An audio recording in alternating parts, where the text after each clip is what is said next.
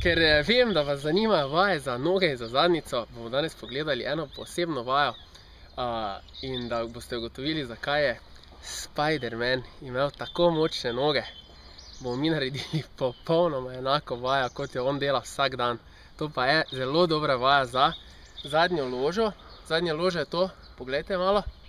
Zadnja loža so te mišice, se pravi nožni biceps in vse, kar tu spada zraven, te, ki krčijo koleno. Z njimi boste pridobili na tem, kaj so koristni vidiki, da izboljšate ravnovesje med močjo sprednjih in zadnjih mišic na stegnu. To pripomore k boljši razporeditvi moči in manj verjetnosti za poškodbe.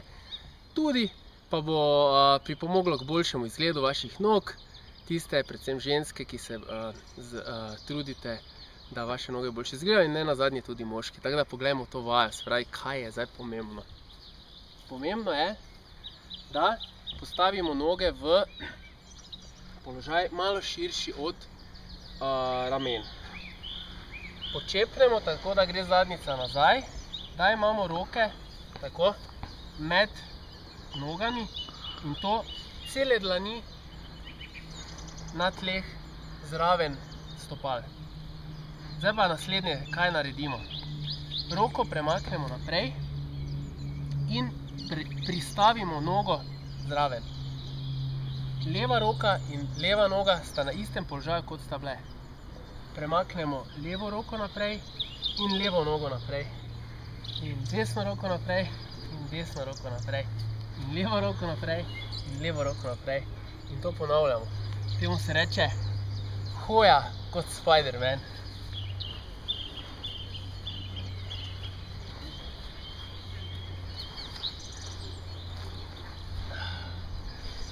Izgleda lahko,